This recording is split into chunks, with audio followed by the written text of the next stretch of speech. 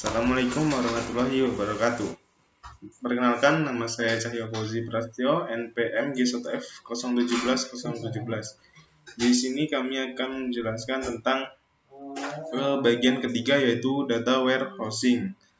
Untuk anggota kelompok kami sendiri, yang pertama ada Ilham Rozak Mutakin, NPM G1F 017002. Yang kedua Anugrah Apriansyah Putra, G1F 017005. Yang ketiga ada Yudi Afrianto, G1F 017007. Yang keempat ada saya sendiri, Cahyo Fauzi Prasetyo, NPM G1F 017017. Dan yang kelima yaitu Ferdian Saputra, NPM G1F 017017. Untuk itu, baiklah saya akan menjelaskan bagian yang pertama, yaitu 3.1 question for the opening pignet. Pertanyaan yang pertama yaitu mengapa penting bagi ISLE untuk memiliki EDW, yaitu karena bagi ISLE penting untuk memiliki EDW karena EDW menyediakan kepada ISLE of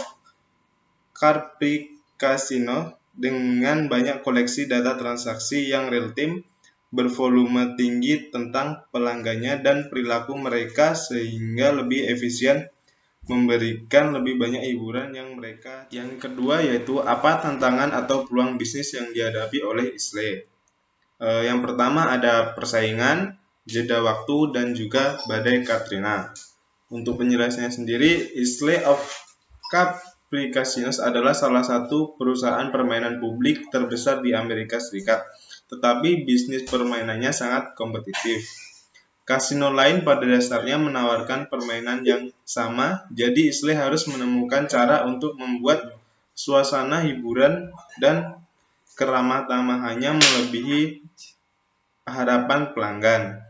Sebelumnya ISLE menerapkan EDW, manajer kasino harus menunggu untuk meninjau data bulanan hingga minggu kedua bulan berikutnya.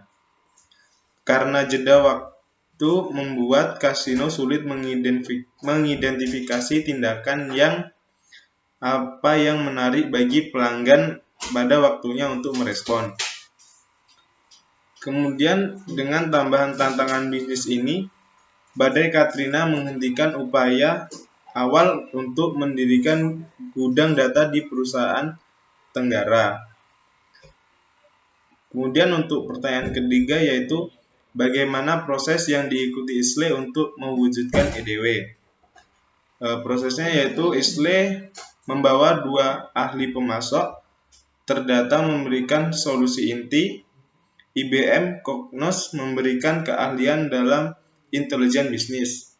Kemudian ISLE menyewa tim manajemen yang memahami bagaimana EDW itu dapat mendukung penuh pengambilan keputusan di ISLE.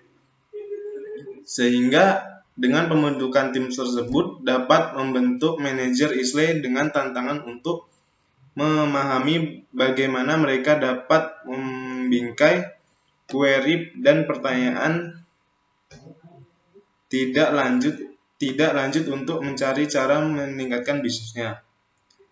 Kemungkinan besar potensi penggunaan data terperinci dan terkini akan asing bagi banyak manajer ini. Kemudian untuk pertanyaan keempat, apa manfaat menerapkan EDW di ISLE? Dapatkah Anda memikirkan manfaat potensi lainnya yang tercantum dalam kasus ini? Untuk penerapannya sendiri, EDW membawa beberapa keterikan tepat waktu dan detail data yang tersedia.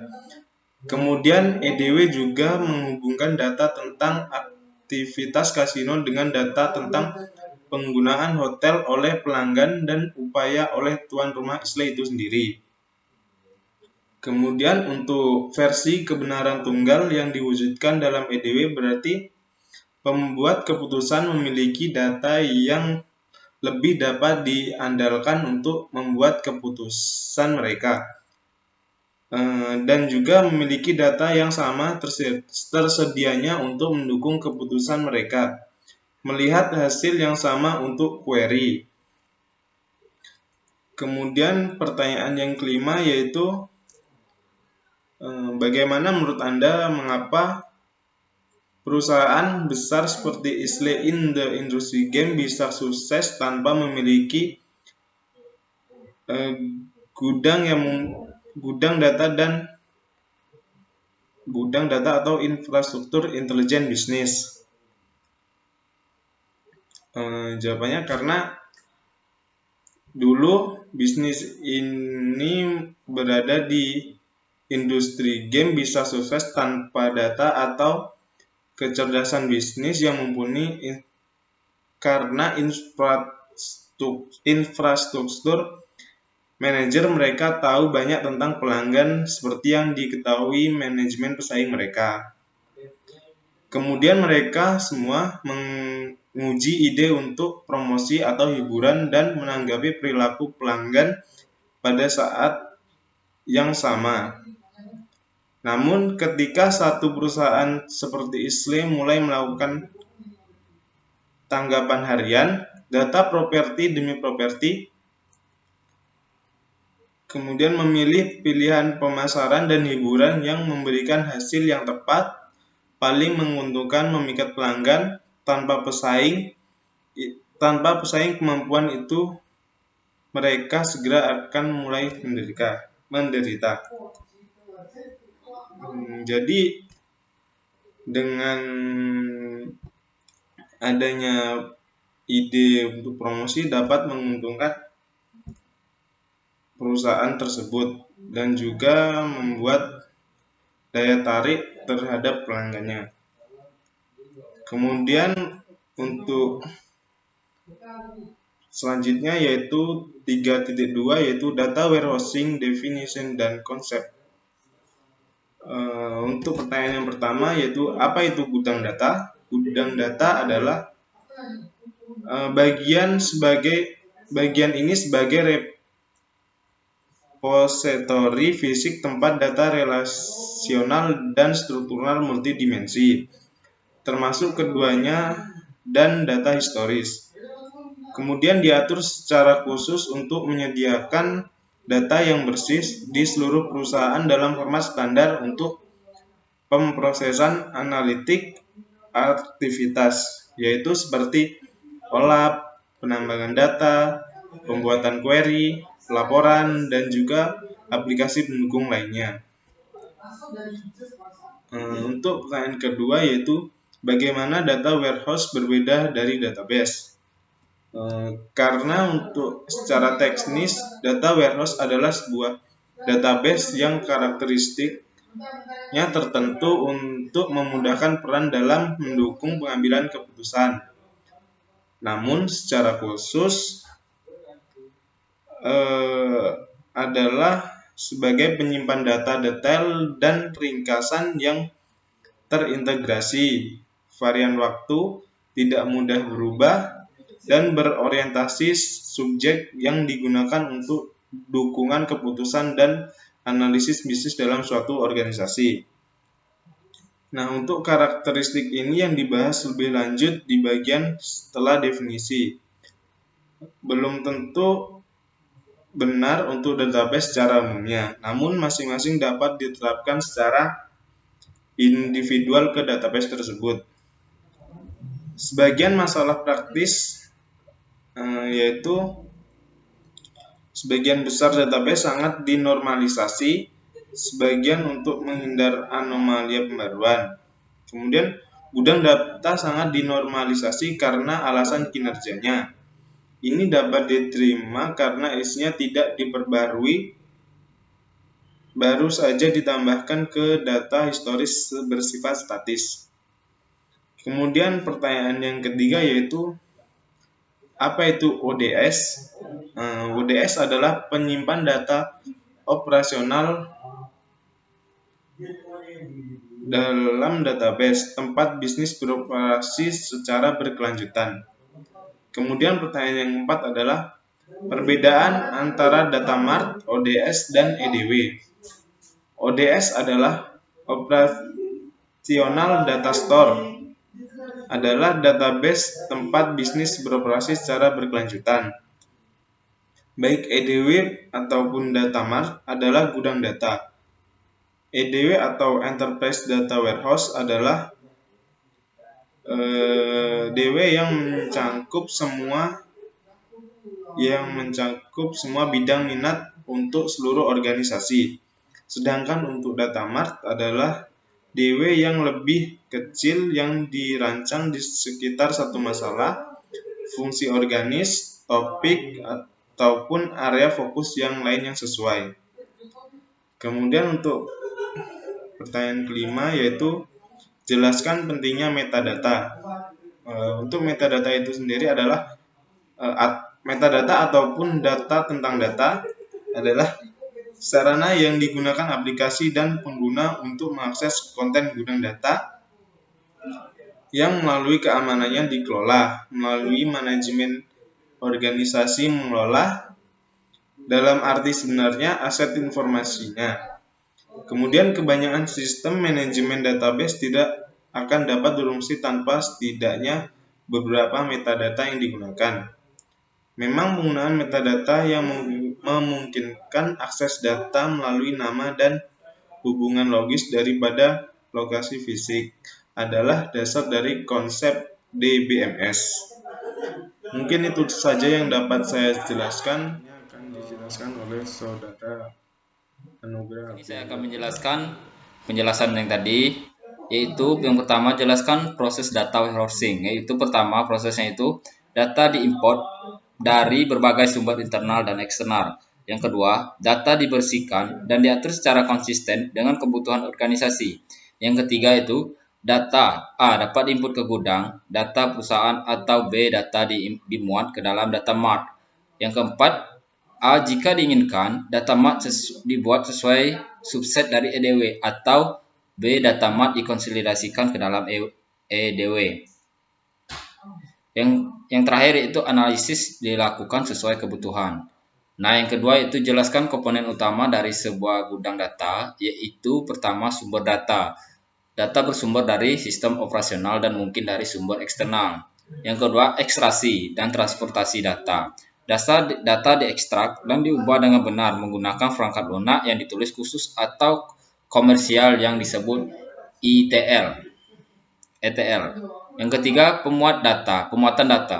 Data dimuat ke dalam area pementasan di mana mereka diubah dan dibersihkan. Data tersebut kemudian siap untuk dimuat ke dalam gudang data. Selanjutnya itu database yang komprehensif. Ini adalah EDW yang dilakukan analisis keputusan dengan memberikan informasi, ringkasan, dan rinci yang relevan. Yang selanjutnya metadata. Metadata dipertahankan untuk akses oleh personel TI dan pengguna. Metadata menyertakan aturan untuk mengatur ringkasan data yang mudah diindeks dan dicari.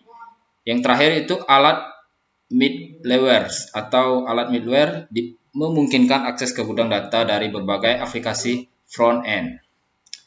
Yang ketiga, yaitu mengidentifikasi dan mendiskusikan peran alat middleware. Alat middleware memungkinkan akses ke gudang data. For user seperti analisis dapat menulis query SQL mereka sendiri. Orang lain dapat mengakses data melalui lingkungan query yang dikelola. Ada banyak aplikasi front-end yang bisa digunakan pengguna bisnis untuk berinteraksi dengan data yang disimpan di repositori data, termasuk pengalian data, alat pelaporan, dan alat visualisasi data. Semua ini memiliki persyaratan akses datanya sendiri. Itu mungkin tidak cocok dengan bagaimana gudang data. Tertentu harus diakses. Middleware menerjemahkan di antara keduanya.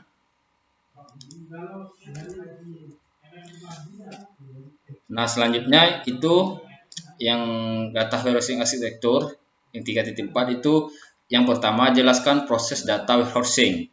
Nah, ini penjelasannya itu keduanya memberikan fasilitas pengguna yang sama melalui sistem, klien yang mengakses aplikasi DSS dari jarak jauh. Perbedaannya ada di balik layar dan tidak terlihat oleh pengguna. Dalam arsitektur ada dua tingkat, aplikasi dan gudang data berada pada mesin yang sama. Dalam arsitektur 3 tingkat, mereka berada di mesin yang terpisah.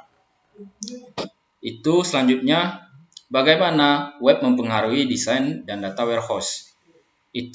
Jawaban itu dengan memungkinkan pergudangan data berbasis web.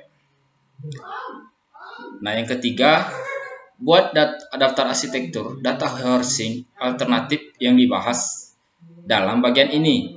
Yang pertama, arsitektur data mart independen. Yang kedua, arsitektur bus data mart dengan data mart dimensi yang terhubung. Yang ketiga, arsitektur hub and spoke atau fabrik informasi perusahaan.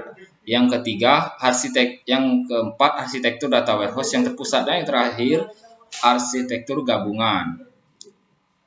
Yang keempat itu masalah apa yang harus dipertimbangkan ketika memutuskan arsitektur mana yang akan digunakan dalam mengembangkan gudang data.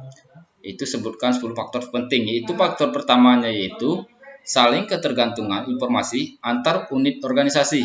Yang kedua, kebutuhan informasi manajemen atas. Yang ketiga, urgensi kebutuhan data warehouse. Yang keempat, sifat tugas pengguna akhir. Yang kelima, batasan sumber daya. Yang keenam, tampilan strategis data warehouse sebuah implementasi. Yang ketujuh, kompatibilitas dengan sistem yang ada. Yang ke-8, kemampuan yang dirasakan dari staf TI masalah internal. Yang ke-9 itu masalah teknis, dan yang terakhir itu faktor sosial atau faktor politik. Nah, yang kelima itu arsitektur data warehousing mana yang terbaik dan itu mengapa. Nah, yang itu dalam tabel 3.1 data rata-rata skor penilaian untuk keberhasilan arsitektur yang menarik adalah kesamaan rata-rata untuk bus, hub and spoke, dan arsitektur terpusat. Perbedaannya cukup kecil sehingga tidak ada klaim yang dapat dibuat untuk keunggulan arsitektur tertentu di atas yang lain, setidaknya berdasarkan perbandingan sederhana dari ukuran keberhasilan ini. Selanjutnya akan dijelaskan oleh saya yaitu pada poin 3.5 data integration and the extraction, transformation and load atau ETL. Yang pertama itu adalah jelaskan integrasi data. Integrasi data adalah istilah umum yang mencakup 3 proses yang digabungkan untuk memindahkan data dari berbagai sumber ke dalam gudang data, yaitu dapat mengakses data, menggabungkan berbagai tampilan data, dan menangkap perubahan data. Yang kedua itu adalah 3 langkah proses ETL. Yang pertama itu adalah ekstraksi. Ekstraksi itu adalah memilih data dari satu atau lebih sumber dan membaca data yang dipilih. Yang kedua adalah transformasi. Transformasi adalah mengubah data dari bentuk aslinya ke bentuk apapun yang dibutuhkan. Langkah ini seringkali juga mencakup pembersihan data untuk menghapus kesalahan sebanyak mungkin. Kemudian yang ketiga adalah muat, yaitu memasukkan data yang telah diubah ke dalam data. Yang ketiga itu adalah mengapa proses ETL sangat penting untuk upaya data warehousing. Karena proses ETL ini adalah proses di mana data dimuat ke gedung data. Data warehousing ini tidak akan ada tanpa data proses ETL ini. Proses ETL ini juga berkontribusi pada kualitas data di data warehouse. Baiklah, pada section 3.6 yaitu data warehouse development. Yang pertama adalah buat daftar manfaat gudang data. Manfaat dari gudang data ini meliputi yang pertama, memungkinkan pengguna akhir untuk melakukan analisis ekstensif dalam berbagai cara. Yang kedua adalah pandangan terkonsolidasi dari data perusahaan, yaitu satu versi kebenaran. Yang ketiga adalah informasi yang lebih baik dan lebih tepat waktu. Sebuah gudang data atau data warehousing itu mengizinkan pemrosesan informasi untuk diturunkan dari sistem operasional yang mahal ke server berbiaya rendah. Oleh karena itu, permintaan informasi pengguna akhir dapat diproses lebih cepat. Yang keempat adalah peningkatan kinerja sistem. Gudang data atau data warehousing itu membebaskan pemrosesan produksi karena beberapa persyaratan pelaporan sistem operasional dipindahkan ke DSS. Yang terakhir adalah penyederhanaan akses data. Yang kedua adalah buat daftar beberapa kriteria untuk memilih vendor gudang data dan jelaskan mengapa itu penting. 6 kriteria ini adalah kekuatan finansial, keterkaitan ERP, konsultan yang berkualitas, pangsa pasar, pengalaman industri, dan kemitraan yang mapan. Hal ini penting untuk menunjukkan bahwa vendor kemungkinan besar akan menjalankan bisnis untuk jangka panjang, memiliki kapabilitas dukungan yang dibutuhkan pelanggannya, dan untuk menyediakan produk yang saling beroperasi dengan produk lain yang dimiliki atau mungkin diperoleh pengguna potensial. Yang ketiga itu adalah apa itu OLAP dan apa bedanya dengan OLTP. Data yang disimpan di gudang data dapat dianalisis menggunakan teknik yang disebut OLAP. OLAP itu sendiri adalah salah satu teknik analisis data yang paling umum digunakan di gudang data. OLAP itu adalah pendekatan untuk menjawab pertanyaan ad hoc dengan cepat yang membutuhkan analisis data. Sedangkan OLTP itu berkaitan dengan penangkapan dan penyimpanan data. OLAP ini sendiri itu berkaitan dengan analisis data tersebut. Yang keempat adalah apa itu kubus? Apa yang dimaksud dengan menelusuri, menggulung, dan mengiris dan memotong? Struktur operasional utama di OLAP itu didasarkan pada konsep yang disebut kubus. Kubus di OLAP ini adalah struktur data multidimensi yang memungkinkan analisis data cepat. Menggunakan OLAP, seorang analisis dapat menavigasi melalui database dan layar untuk subset data tersebut, yaitu berupa perkembangannya dari waktu ke waktu dengan mengubah orientasi data dan menentukan perhitungan analisis. Jenis navigasi data yang dimulai pengguna ini melalui spesifikasi irisan atau melalui rotasi dan melihat perincian atau ke atas itu kadang-kadang disebut sebagai irisan dan dadu. Operasi OLAP ini umum digunakan termasuk mengiris dan dadu, menelus ke bawah, menggulung, dan pivot.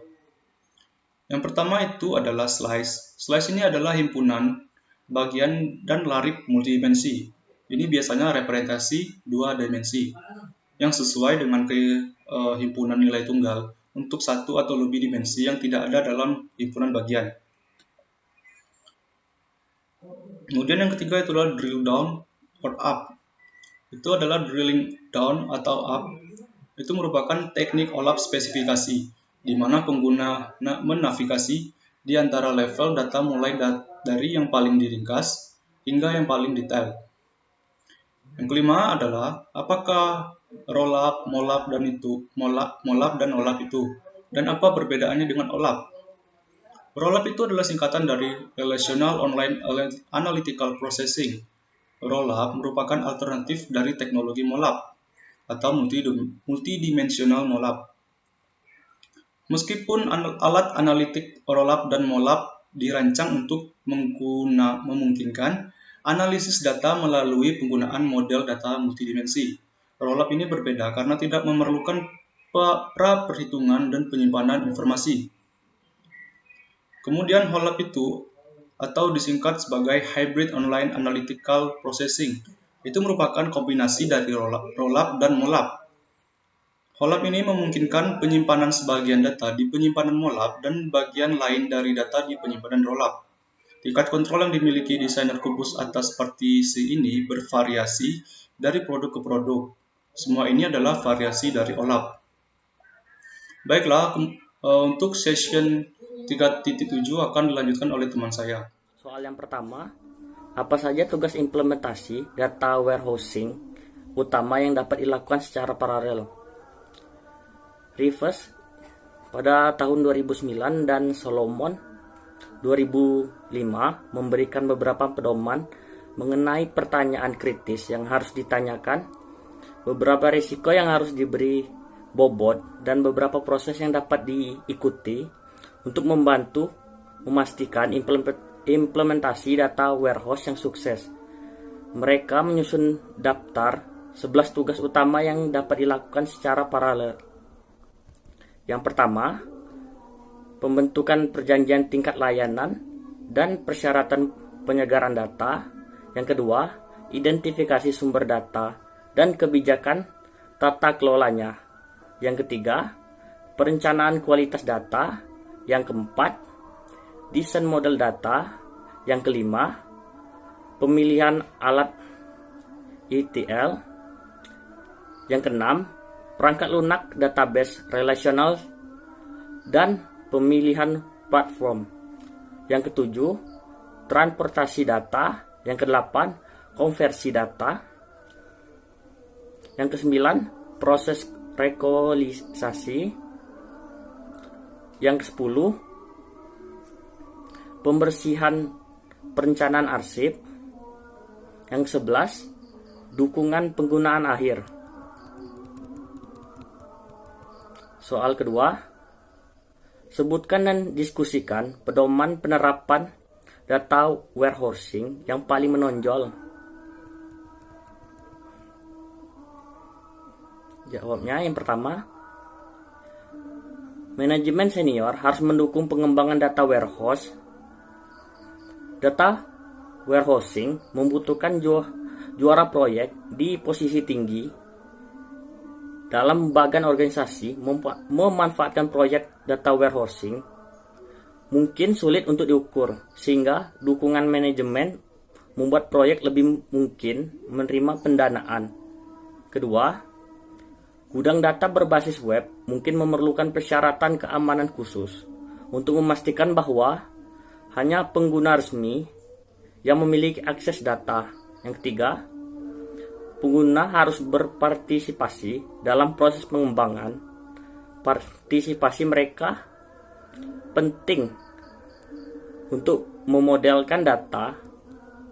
Akses partisipasi penggunaan memastikan bahwa data warehousing menyertakan data yang dibutuhkan, dan bahwa pembuatan memastikan bahwa data warehousing menyertakan data yang dibutuhkan, dan bahwa pembuat keputusan dapat mengambil data yang dibutuhkan. Yang keempat, implementasi data warehousing membutuhkan keterampilan tertentu dari anggota tim pengembang, pengetahuan mendalam tentang teknologi, database, dan alat pengembangan yang digunakan. Soal yang ketiga, saat mengembangkan data warehouse yang berhasil, resiko masalah apa yang paling penting untuk dipertimbangkan dan berpotensi untuk dihindari? Jawabnya, memulai dengan rantai sponsor yang salah, menerapkan ekspektasi yang tidak dapat Anda penuhi, terlibat dalam perilaku yang naif, bersifat politik, memuat gudang data dengan informasi yang hanya tersedia, meyakini bahwa desain database dan data warehousing sama dengan desain database transaksional, berfokus pada data berorientasi catatan internal tradisional dan mengabaikan nilai data eksternal dan teks, gambar, dan mungkin suara dan video. Menyampaikan data definisi yang tumpang tindih dan membingungkan. Meyakini janji dan kinerja, kapasitas dan skalabilitas. Percaya bahwa masalah Anda sudah selesai saat gudang data aktif dan berjalan. Berfokus pada penggalian data, hots, dan pelaporan berkala, bukan pada peringatan. Soal yang keempat, apa itu skalabilitas? Dan bagaimana penerapan pada data warehousing? Jawabnya, skalabilitas mengacu pada sejauh mana sistem dapat menyesuaikan perubahan permintaan tanpa perubahan atau investasi tambahan yang besar. Masalah skalabilitas data warehousing adalah jumlah data di gudang. Seberapa cepat diharapkan tumbuh jumlah pengguna bersamaan dan kompleksitas query penggunaan. Sebuah gudang data menskalakan secara horizontal dan vertikal. Gudang akan tumbuh sebagai fungsi dan pertumbuhan data dan membutuhkan untuk memperluas fungsional bisnis baru. Pertumbuhan data mungkin merupakan hasil dari penambahan data siklus saat ini, misalnya hasil bulan ini dan data historis. Terima kasih. Baiklah, kenalkan nama saya Dia Branto. Pada kesempatan kali ini saya akan menjelaskan tentang pertanyaan dari section 3.8, di mana pertanyaannya adalah apakah RDW itu, yang kita ketahui RDW itu merupakan gudang data secara real time, di mana data dari pengambilan keputusan diperbarui secara berkelanjutan atau secara real time pada saat bertransaksi atau melakukan pembisnis suatu perusahaan. Kemudian pertanyaan berikutnya adalah sebutkan manfaat dari RDW. RDW itu mempunyai manfaat secara luas sehingga pengambilan keputusan taktis dan memungkinkan melakukan operasional ini memberdayakan orang-orang yang berinteraksi langsung dengan pelanggan dan pemasok dengan memberi mereka informasi untuk membuat keputusan. Nah, ini dapat menjadi suatu proses bisnis yang baik karena dapat berinteraksi dengan aspek layanan dan pelanggan, SCM, logistik, dan seterusnya. Kemudian pertanyaan selanjutnya adalah apa perbedaan utama antara gudang data tradisional dan RDW? Kita ketahui TDW atau gudang data tradisional itu merupakan fungsinya digunakan untuk mengambil keputusan strategis dan terkadang taktis. Sebuah RDW itu lebih mengarah ke strategi taktis, terkadang operasional. Jadi ada yang secara taktis, ada yang secara operasional. Kemudian hasil penggunaan TDW yang dapat diterima berkisar dari harian hingga bulanan. Data RDW harus tepat waktu. Jadi TDW ini tidak terlalu terukur, sedangkan RDW secara real time seperti penjelasannya di atas. Kemudian ringkasan TDW seringkali sesuai. RDW harus menyediakan data rinci. Kemudian komunitas pengguna kecil di tingkat organisasi atas seperti berarti TDW mendukung beberapa pengguna secara bersamaan, di mana sebuah RDW harus mendukung banyak orang, mungkin lebih dari ratusan atau bahkan ribuan orang. Kemudian TDW ini biasanya menggunakan pelaporan terbatas untuk mengkonfirmasi dan memeriksa pola.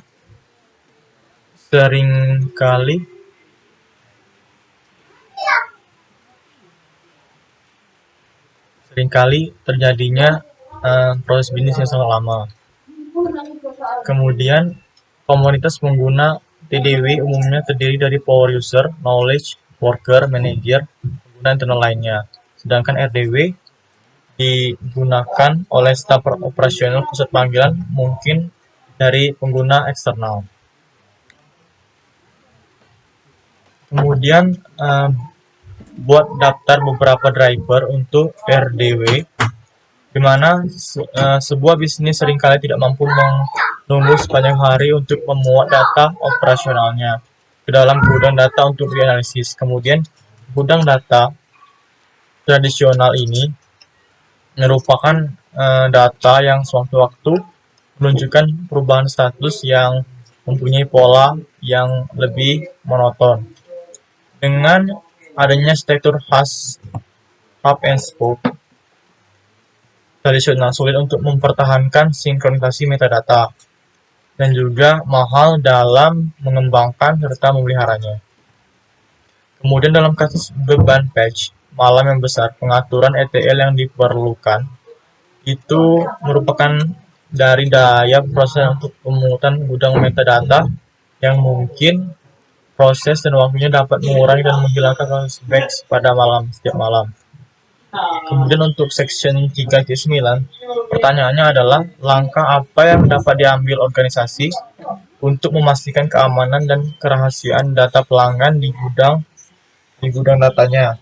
Keamanan efektif di gudang data harus berfokus pada 4 bidang, yaitu menetapkan kebijakan, menerapkan prosedur, pembatasan revisi lingkungan, serta menerapkan proses tujuan pengendalian internal yang efektif. Kemudian pertanyaan selanjutnya adalah keterampilan apa yang harus dimiliki di WA, mengapa, keakraban dengan perangkat keras, perangkat dan teknologi, jaringan. Kemudian wawasan bisnis yang solid, kemudian keakraban dengan proses pengambilan keputusan bisnis, kemudian keterampilan komunikasi yang baik. Kemudian teknologi terkini apa yang dapat membentuk masa depan data warehousing, mengapa? Berikut mengapa teknologi dapat membentuk masa depan data warehousing, di mana sumbernya akuisisi data berbagai sumber yang tersebar adalah web, media sosial, dan big data. Kemudian perangkat lunak sumber terbuka, kemudian perangkat lunak layanan. Kemudian dari segi infrastruktur peningkatan, ini terdapat kolom cara baru untuk menilai akses dalam database, kemudian data warehousing secara real time, peralatan gudang data, solusi all-in-one untuk DW, kemudian teknologi dan praktik manajemen data, kemudian teknologi pemrosesan dalam bisnis data, kemudian teknologi penyiapan dalam memori, sistem manajemen database, dan analisis tingkat lanjut. Kemudian untuk pertanyaan berikutnya adalah, sepertinya sampai di sini saja, saya akhiri. Terima kasih.